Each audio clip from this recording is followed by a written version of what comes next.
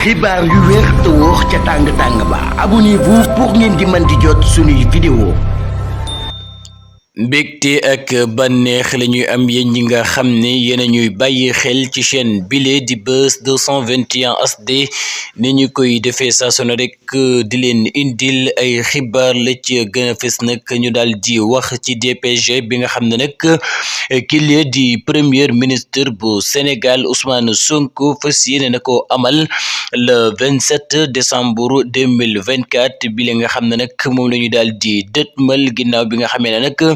sénégalais yi ñi ngi xaar ki nga xam ne nag moom moo di Ousmane Sonko di premier ministre bu Sénégal dem taxaw foofu ca pencum ndawi réew ma jàkkaarloo député yi waaye itam wax leen la ñu naral li nga xam ne nag moom moo di réew mi la di réewum Sénégal waaye itam fan la ñu ko nar a yóbbu waaye itam fàttali leen ne ba tey ki nga xam ne moom moo di premier ministre bu Sénégal jamono ba nga xam ne nag opposition bi ñoo am majorité ci pencum ndawi réew ma doon nañu ko woo ngir mu def li nga xam ne nag moom moo di déclaration politique générale am moom nag mu lànk ba tëdd te ñaaj wa jàpp na nag ñooñee la ñu bëggoon du leen lu dul def li nga xam ne nag moom moo di motion de censure boobee nga xam ne nag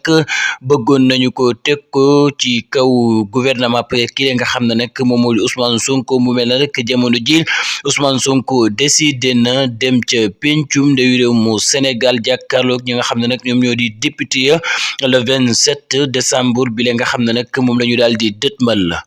ba tey ñu des ci premier ministre bu Sénégal moom Ousmane Sonko niki tey jii daal dinay yegg fa nga xam ne nag moom moo di ci réewum Gambia la ko waral nag du leen luddul ndaje moo xam ne nag war naa am foofule ci réewum Gambia waaye itam ñu fay waxtaane lépp loo xam ne nag day dëgëral ànd bi nga xam ne nag maanaam xaritoo bi nga xam ne nag dox na ci diggante réewum Sénégal waaye itam ak réewum Gambia waaye itam